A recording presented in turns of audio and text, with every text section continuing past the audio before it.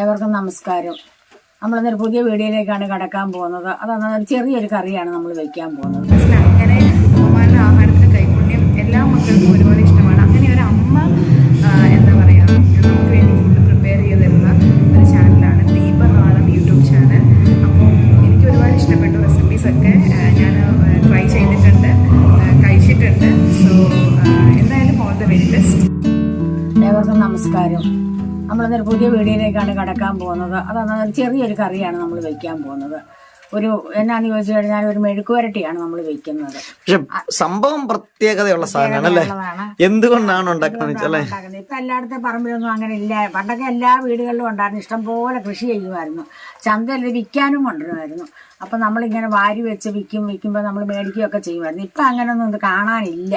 ഇപ്പൊ എവിടുന്നോ ഞങ്ങൾക്ക് 2 അരി ഇവൻ കൊണ്ടുവന്ന് ഞങ്ങൾ കുഴിച്ചിട്ട് 2 ഇവിടെ കിളിച്ചിട്ടുണ്ട്. അപ്പൊ അതേ കുറെ കായ ഉണ്ടായി. അത് എന്നാ കായാന്ന് നമുക്കൊന്ന് കാണാം. ഇത് നിത്യവഴുതനങ്ങയാണ്. ഈ നിത്യവഴുതന എന്ന് പറഞ്ഞു കഴിയുമ്പോൾ നിത്യം പറിക്കാം. അതാണ് നിത്യവും പറിക്കാം അല്ലേ? ഇതെല്ലാത്തിനും ഇടാൻ കൊള്ളാം. അവിയൽ വെക്കാൻ കൊള്ളാം, തോരൻ വെക്കാൻ കൊള്ളാം, അങ്ങനെ എല്ലാ സാധനത്തിനും മെഴുക്കുവരട്ടി വെക്കാൻ കൊള്ളാം. അങ്ങനെ എല്ലാത്തിലും ഇത് ഉപയോഗിക്കുകയും ചെയ്യാം. പക്ഷേ ഇത് മെഴുക്കുവരട്ടി വെക്കാനാണ് ഏറ്റവും ടേസ്റ്റ്. മെഴുക്കുവരട്ടി വെക്കാനാണ്. അപ്പൊ ഇന്ന് നമുക്ക് ഏറ്റവും രുചികരമായിട്ടുള്ള മെഴുക്കുവരട്ടി തന്നെ വെക്കാം. അപ്പൊ ഇത് നോക്കിയാൽ നമുക്കൊരു കുഞ്ഞ് നമ്മുടെ ഒരു മൂടോ നമുക്കുള്ളൂ അല്ലേ? രണ്ട് തയ്യേ ഉള്ളു. അപ്പൊ അതിന്റെ അകത്തായതുകൊണ്ട് തന്നെ നമുക്ക് കുറച്ചേ ഉള്ളൂ കേട്ടോ. അപ്പൊ പക്ഷെ ഈ കുറച്ചുള്ളത് കൊണ്ട് അയ്യോ ഈ കുറച്ചും കൊണ്ട് എങ്ങനെ മെഴുക്കുവരട്ടി വെക്കാം, എല്ലാവർക്കും കഴിക്കേണ്ടത്. ഇതിപ്പോ നമുക്ക് ശരിക്കും 3 പേർക്കും കഴിക്കാനുണ്ട്. പക്ഷെ ഇത് കൂട്ടാനായിട്ട് ഇതിന്റെ കൂടെ വേറെ കുറച്ച് സാധനങ്ങൾ കൂടി ഉണ്ട് അല്ലേ? അപ്പൊ ഇതിന്റെ കൂടെ ചേർക്കുന്നത് ഇത്രയും ചുവന്നുള്ളി, അത്രയും തന്നെ ചുവന്നുള്ളി ഉണ്ട് അല്ലേ? പിന്നെ വേറെ എന്നാ ചേർക്കുന്നത്? പിന്നെ ഒരു കൊത്ത് തേങ്ങായും ഇടും. തേങ്ങാക്കൊത്ത്. അപ്പൊ ഇതെല്ലാം കൂടി ഇട്ടിട്ടാണ് നമ്മൾ നമ്മുടെ ഇന്നത്തെ ഈ ഒരു കറി ചോറിന് വേണ്ടി കഴിക്കാനായിട്ട് ഉണ്ടാക്കാൻ പോകുന്നത്. ഇത്രയും തേങ്ങ മതി അല്ലേ? തേങ്ങ എങ്ങനെ ഇടുന്നത്? തേങ്ങ ഞാനിപ്പോ അരിയുന്ന കാണിക്കാം. ഇപ്പൊ പിന്നെ 2 പച്ചമുളകും എടുത്തിട്ടുണ്ട് നമ്മള്. അപ്പൊ ഇത്രയും സാധനമാണ് നമ്മുടെ ഈ കറിക്ക് നമ്മൾ വെക്കാൻ പോകുന്നത്. അപ്പൊ നമുക്കിതൊന്ന് അരിയാം. ഇതെങ്ങനെയാണെന്ന് നമുക്കൊന്ന് കാണാം. ഉള്ളി അരിയണതും അല്ലേ? നിത്യവഴി തന്നെ അരിയുന്നതും. ഇങ്ങനെ നടുവേ മുറിക്കുക, എല്ലാം നടുവേ കീറിയാ മതി അല്ലേ? 4ആയിട്ടൊന്നും കീറാൻ പോകണ്ട അല്ലേ? 4ആയിട്ട് കീറാൻ ഇല്ലല്ലേ. പിന്നെ ഇത് അരി ആയി കഴിഞ്ഞാൽ കൊള്ളു വലുതാണ്ട്. ഇതിപ്പോ വലിയ കുഴപ്പമില്ല. പിന്നെ അരി ആയി കഴിഞ്ഞാൽ അത് ഇങ്ങനെ ഇതങ്ങ് കണ്ടിച്ച് കളയണം. അരി ആയാ പിന്നെ അതിന് അരി ആവുന്നതിന് മുമ്പ് പറിക്കണം. കൂടിയാണ്. ഇതൊക്കെ പാകമാണ്. ഇതൊക്കെയാണ്, ഇതാണ് പാകം. നിത്യവഴുതന നിത്യവും പറിക്കാമെന്നുള്ളതാ. നമ്മുടെ നിത്യവഴുതന മൊത്തം അരിഞ്ഞില്ല കേട്ടോ. അതിന് മുമ്പ് നമ്മൾ ഉള്ളിയും കൂടെ അരിയണമെന്ന് കണ്ടിട്ട്, സാധനങ്ങളൊക്കെ അരിയണം കണ്ടിട്ട് പിന്നെ നമുക്ക് ഒന്നിച്ചങ്ങ് അരിയാം. അപ്പൊ ഉള്ളി ഒരു 3-4 ആയിട്ട് അങ്ങ് മുറിച്ചില്ല. ഉള്ളിയൊക്കെ 4ആയിട്ട് കീറാം. 4ആയിട്ട്. അപ്പൊ ഇങ്ങനെ കീറിയാൽ മതി. കുനുകുനാന്ന് അരിയണ്ട. നമ്മളിത് ഉള്ളിയും തേങ്ങാക്കൊത്തും നമ്മുടെ നിത്യവഴുതനങ്ങയും ഒക്കെ നമ്മളിത് അരിഞ്ഞു വെച്ചു. ഇനി നമ്മുടെ മുളകും കൂടെ, മുളക് ഇങ്ങനെ കീറിയാണ് കേട്ടോ ഇടുന്നത്. കണ്ടില്ലേ? നടുക പിളർന്നല്ല, ഇങ്ങനെ ഒരു നീളത്തില് ആ ഒരു നിത്യവഴുതനങ്ങളുടെ രീതിയിൽ തന്നെ നമ്മൾ മുളകും കൂടെ അങ്ങ് കീറിയിട്ടിട്ടുണ്ട്. ഇനി നമുക്ക് നേരെ ഇതിന്റെ കുക്കിംഗ് പ്രോസസ്സിലേക്ക് നമുക്ക് പോകാം. ഇപ്പൊ നോക്കി, ഇപ്പതേ കുറച്ച് നിത്യവഴുതന, ഒരു പിടുത്തം ഉണ്ടായിരുന്നുള്ളൂ ശരിക്കും നിത്യവഴുതന. പക്ഷെ ഈ കഷ്ണങ്ങളെല്ലാം കൂടെ വന്നപ്പോ കണ്ടില്ലേ, ഒരു വീട്ടുകാർക്ക് ഒരു നേരം നന്നായിട്ട് കഴിക്കാനുള്ള കഷ്ണങ്ങളായിട്ടുണ്ട് ഇപ്പൊ അല്ലേ? ഫ്രൈങ് പാൻ്റെ അകത്ത് കുറച്ച് വെളിച്ചെണ്ണ ഒഴിച്ചിട്ടുണ്ട്. വെളിച്ചെണ്ണ തന്നെയല്ലേ മേ? അപ്പൊ വെളിച്ചെണ്ണ ഇതിന് രുചി കൂടുതൽ. അതിലേക്ക് നമ്മളിത് കടുക് ഇട്ട് കൊടുക്കുവാണ്.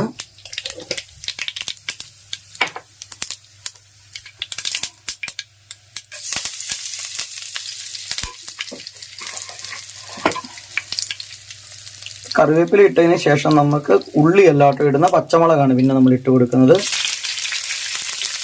ഇതിന് പച്ചമുളകിന്റെ എരിവ് മാത്രമല്ല, നമ്മൾ വേറെ മുളക് പൊടി ഇടുവോ?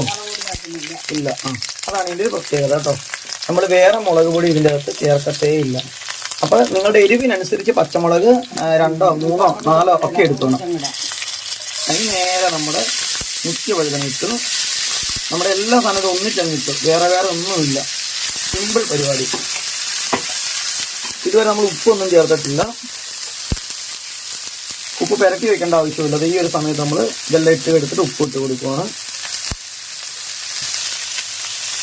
2 മഞ്ഞപ്പൊടി ഇട്ടിട്ടുണ്ട്. ലേശം ഒത്തിരി മഞ്ഞപ്പൊടി ഒന്നും വേണ്ട ഇതിനകത്ത്.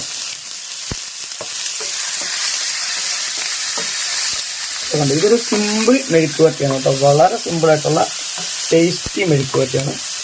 അധികം സാധനങ്ങളൊന്നും വേണ്ട.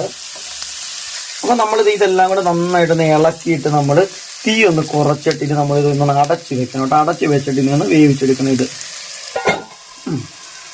നമുക്ക് ഇതൊന്ന് തുറന്ന് നോക്കാം കേട്ടോ. നമുക്ക് കുറച്ച് സമയം നമ്മൾ അടച്ചു വെച്ചു. വീണ്ടും നമുക്ക് ഒന്നും കൂടെ ഇളക്കിയിട്ട് വേവ് നോക്കിയിട്ട് നിങ്ങൾ വെന്തിട്ടില്ലെങ്കിൽ വീണ്ടും അടച്ചു വെക്കണം. ഇപ്പൊ ഇത് വെന്തിട്ടുണ്ട് അല്ലേ?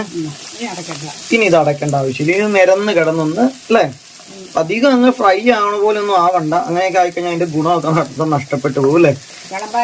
ആ, അപ്പൊ അതുകൊണ്ട് തന്നെ ഇപ്പൊ ഇത് ഓക്കെയായി, ഇതിന്റെ പരിപാടി കഴിഞ്ഞ ഏകദേശം അല്ലേ? അപ്പൊ ഇച്ചിരി നേരം കൂടെ ഒന്ന് ആവട്ടെ, നമുക്ക് എന്നിട്ട് വേണം തീ ഓഫ് ആക്കാനൊക്കെ ഉണ്ട്. ഒന്നും കൂടി ഇനി നിരന്ന് കിടന്നൊന്നും കൂടി ഒന്ന് വേവട്ടെ അല്ലേ? അപ്പൊ നമ്മൾ തീ ഓഫ് ചെയ്യുകയാണെങ്കിൽ നന്നായിട്ട് എല്ലാം വരണ്ട് നല്ല പോലെ ആയിട്ടുണ്ട് കേട്ടോ ചുവന്നുള്ളിയൊക്കെ. അപ്പൊ തീ ഓഫ് ചെയ്തിട്ട് നമുക്ക് ഇനി ഒരു പാത്രത്തിലോട്ട് മാറ്റാം. ഇത്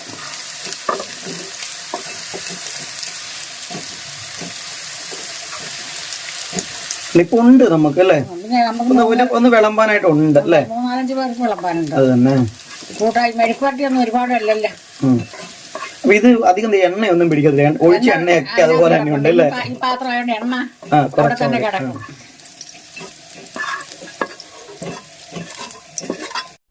അപ്പോൾ ദേ നമ്മുടെ മെഴുക്ക് വരട്ടി അങ്ങനെ നമ്മുടെ നിത്യവഴുതനങ്ങയും ചുവന്നുള്ളിയും പച്ചമുളകും എല്ലാം കൂടെ ദേ നല്ല തേങ്ങാക്കൊത്തും കൂടെ നല്ല അടിപൊളി മെഴുക്ക് വരട്ടിയാണ്. ഇത് കാണുമ്പോൾ തന്നെ നിങ്ങൾക്ക് അറിയാമല്ലോ നല്ല ഒന്നാന്തരം മെഴുക്ക് വരട്ടിയാണ്. ഒരു പ്രത്യേക രുചിയാണല്ലേ? നല്ല രുചിയാണ് ഇതിന്. സാധാരണ നമ്മൾ വഴുതനങ്ങ മെഴുക്ക് വരട്ടി വെക്കുന്ന പോലെ അല്ലേ നിത്യവഴുതനങ്ങ മെഴുക്ക് വരട്ടി വെച്ചത്. വഴുതനങ്ങയുടെ രുചിയേ അല്ല, അല്ലെങ്കിൽ വേറെ രുചിയാണ്. ഇത് ഇഷ്ടപ്പെടാത്തവരാരുമില്ല. അപ്പൊ ഞങ്ങൾക്ക് എന്റെ ഈ കറി നിങ്ങൾക്ക് എല്ലാവർക്കും ഇഷ്ടപ്പെട്ട് കാണുമെന്ന് ഞാൻ വിശ്വസിക്കുന്നുണ്ട്. കറി ഒന്നും കൂടെ കാണിക്കാവേ? ഒന്നുകൂടെ കാണിക്കാം. ഇതാണ് കേട്ടോ കറി. ഞാനൊന്ന് കാണിത് കണ്ടോ, ഇങ്ങനെ ഇരിക്കും, ഈ രീതിയിലിരിക്കും കണ്ടോ. ഇത് നിങ്ങൾക്ക് വേണമെങ്കിൽ കണ്ടോ, ഇത് നമ്മൾ ഒരു പച്ച കളർ, പച്ച പോലത്തെ ഒരു കളറിലാണ് വരുന്നത്. മുളക് പൊടി നമ്മൾ ചേർത്തിട്ടില്ല. നിങ്ങൾക്ക് ഈ ഒരു കളർ ഇഷ്ടം അല്ലെങ്കിൽ മുളക് പൊടി ചേർത്താണെങ്കിൽ അങ്ങനെ വേണമെങ്കിലും ഉണ്ടാക്കാം. പക്ഷെ ഇതാണ് രുചി അല്ലേ? ഈ പച്ചമുളക് ഇട്ട് ഇങ്ങനെ ഉണ്ടാക്കുന്നതിനാണ് ടേസ്റ്റ് എപ്പോഴും ഉള്ളത്. കുറച്ചേ ഉള്ളൂ, പക്ഷെ ഉണ്ടാക്കി വന്നപ്പോഴത്തേക്കും നമ്മള് ഉള്ളിയെല്ലാം വന്നപ്പോ സെറ്റ് ആയിട്ടുണ്ട് അല്ലേ? അപ്പൊ നിങ്ങൾക്ക് ഈ മെഴുക്ക് വരട്ടി ഇഷ്ടപ്പെട്ട് കാണുമെന്ന് വിശ്വസിക്കുന്നുണ്ട്. അപ്പൊ അടുത്തൊരു വീഡിയോ ആയി വരുന്നവരെ നിങ്ങൾക്ക് എല്ലാവർക്കും എന്റെ നന്ദി, നമസ്കാരം. പിന്നെ ഒരു കാര്യമുണ്ട്, എവിടെയെങ്കിലും നിത്യവഴുതനയുടെ അരി കിട്ടുവാണെങ്കിൽ വാങ്ങിച്ച് നടുക അല്ലെ, നട്ട് വളർത്തുക. ഓഫീസിലൊക്കെ കാണാം. നമ്മൾ എന്തായാലും കുറച്ച് അരിയൊക്കെ ഇങ്ങനെ എടുത്തു വെച്ചിട്ടുണ്ട് ഈ പ്രാവശ്യം. 3-4 എണ്ണം ഇട്ടിട്ടുണ്ട്. ഇനി എന്നാലും നമ്മൾ ഉണ്ടാകണം, നമുക്ക് അരി എടുത്തു വെക്കാം. ആർക്കെങ്കിലും ഒക്കെ വേണം നമുക്ക് കൊടുക്കാമല്ലോ നിത്യവഴുതനയുടെ അരി അല്ലേ? അത് തന്നെ. അപ്പൊ നിങ്ങൾക്ക് ഇത് ഇഷ്ടപ്പെട്ടെന്ന് വിശ്വസിക്കുന്നുണ്ട്. അടുത്തൊരു വീഡിയോ ആയി വരുന്നവരെ നിങ്ങൾക്ക് എല്ലാവർക്കും എന്റെ നന്ദി, നമസ്കാരം. പിന്നെ അതുപോലെ ലൈക്കും കമന്റും ഒന്നും മറക്കരുത്. അപ്പൊ കാലാവസ്ഥയൊക്കെ ഇന്ന് ഇവിടെ വളരെ മോശമാണ്. ഭയങ്കര മഴയൊക്കെ ആയിരുന്നു. ഇപ്പം തോർന്നു നിൽക്കുന്നു. അതുകൊണ്ട് ഒരിക്കൽ കൂടെ പറഞ്ഞു നിർത്തുന്നു.